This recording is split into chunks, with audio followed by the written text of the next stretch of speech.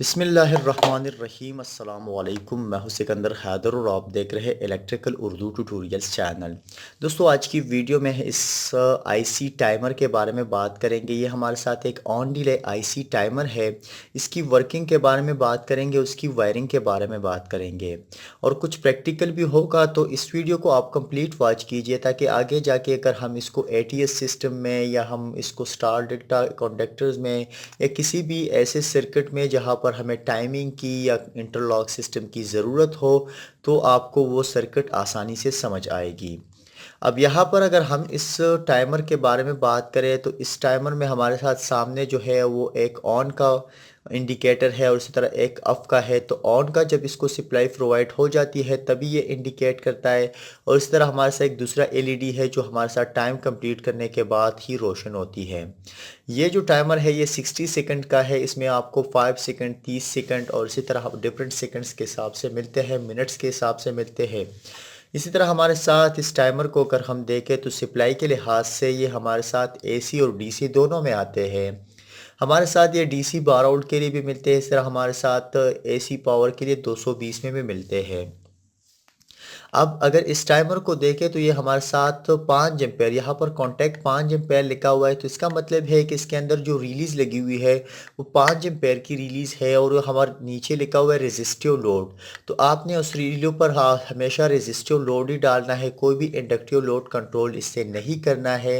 यहाँ पर आपको मैं बताता चलूँ कि ये 5 एम्पेयर लिखा हुआ है लेकिन आपने 2-3 एम्पेयर से ज़्यादा लोड इस पर डालना नहीं है और जो लोड होना चाहिए वो रेजिस्टिव लोड होना चाहिए, कोई इंडक्टिव या कैपेसिटिव लोड नहीं होना चाहिए। अब बात करते हैं, इसमें दो तरह की रिलीज लगी हुई है। एक ऐसी रिली है जो हमारे साथ एक पॉइंट जो है 4 के साथ नॉर्मल क्लोज है और एक जो है 3 के साथ नॉर्मल ओपन है। अब यहाँ पर आपको मैं बताता चलूँ, जब इस टाइमर को हम सप्लाई प्रोवाइड कर लेते हैं तो एक 4 के साथ ओपन सर्किट बना लेता है और एक 3 के साथ क्लोज सर्किट बना लेता है। तो यहाँ पर ये रिली जब भी सप्लाई प्रोवाइड हो जाती है तब उसी वक्त हमारे साथ ऑपरेट हो जाती है।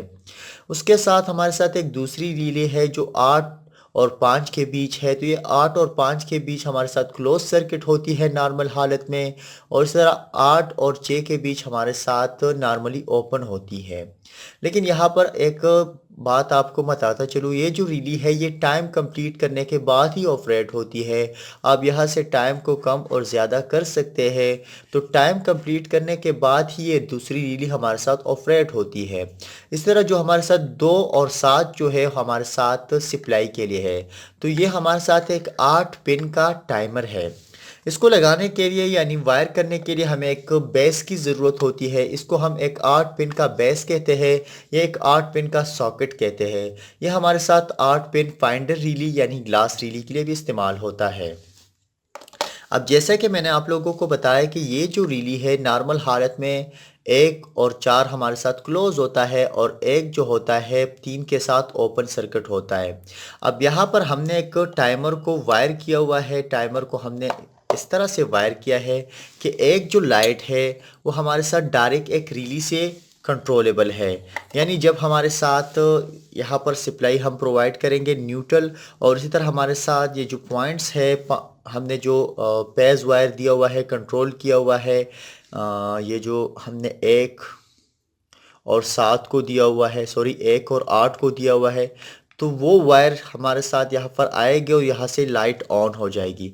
तो ये जो रिली है इससे ये लाइट कंट्रोलेबल है और इस तरह ये जो रिली है दूसरी वाली जो टाइम कंप्लीट करने के बाद ही ऑपरेट होती है, इससे ये वाली जो है लाइट कंट्रोल है।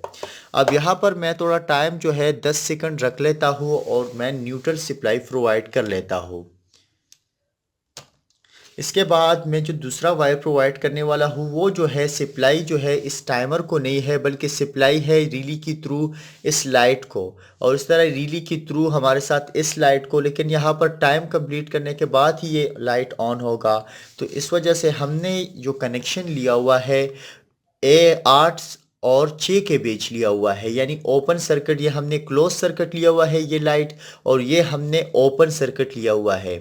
ठीक है, तो हमने कंट्रोल कैसे किया है कि ये जो लाइट है हमारे साथ 1 और 4 से कंट्रोल है, और ये जो दूसरा लाइट है वो हमारे साथ 8 और 6 से है, यानी एक वायर 8 में गया है और एक हमारे साथ 6 से लिया हुआ है। तो ये टाइम कंप्लीट करने के बाद ही ये दूसरा लाइट ऑन होगा। अब इसी तरह हमारे साथ स्टार डेल्टा कॉन्डक्टर में ऐसे ही काम करता है। ये हमारे साथ टाइम कंप्लीट करने के बाद हमारे साथ एक कॉन्डक्टर को ऑफ कर लेता है और एक कॉन्डक्टर को ऑन कर लेता है। अब न्यूट्रल हमने प्रोवाइड कर दिया है। इस तरह हम इसको सप्लाई तो प्रोवाइड नहीं करेंगे, लेकिन लाइट्स के लिए प्रोवाइड करेंगे। अब यहाँ पर मैं सप्लाई पीछे से मैंने ऑफ की हुई है, तो सप्लाई मैं थोड़ा ऑन कर लेता हूँ। देख सकते हैं कि एक लाइट हमारे साथ ऑन हो गया है। अब इस लाइट की रोशनी काफ़ी ज़्यादा है, और इसको थोड़ा कम करने के लिए मैं कुछ इसके सामने रख देता हूँ ताकि हमारे साथ ये टाइमर नज़र आ जाए। ठीक है, अब जैसे ही मैं इसको ऑन करता हूँ हमारे साथ टाइमर ऑन हो जाएगा और ये लाइट ऑफ हो जाएगी। आप देख सकते हैं कि टाइमर ऑन हो गया है। अब जब ये हमारे साथ टाइम कंप्लीट करेगा तभी ये लाइट ऑन होगी। आप देख सकते हैं हमारे साथ टाइम कंप्लीट करने के बाद यहाँ दूसरा इंडिकेटर ऑन हो गया, और हमारे साथ जो लाइट है वो ऑन हो चुका है, और ये जो ऑन इंडिकेटर है वो हमारे साथ ऑफ हो गया। तो इसी तरह हमारे साथ ये एक कॉन्डक्टर को ऑफ करके दूसरे कॉन्डक्टर को ऑन करती है टाइम के बाद।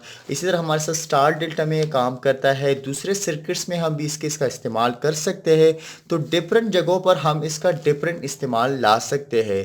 अगर आपको ये सर्किट समझ नहीं आया हो तो आप नीचे डिस्क्रिप्शन में बता दीजिए, मैं एक डायग्राम के ज़रिए भी ये प्रैक्टिकल आपको समझा दूंगा। इसी के साथ ही आज की वीडियो ट्यूटोरियल ख़त्म होती है। मज़ीद ट्यूटोरियल के लिए आप हमारे यूट्यूब चैनल को ज़रूर सब्सक्राइब कीजिए। हमें अपने दुआ में याद रखिए, जो हमारे वीडियो को लाइक और शेयर ज़रूर कीजिए। अल्लाह हाफिज़।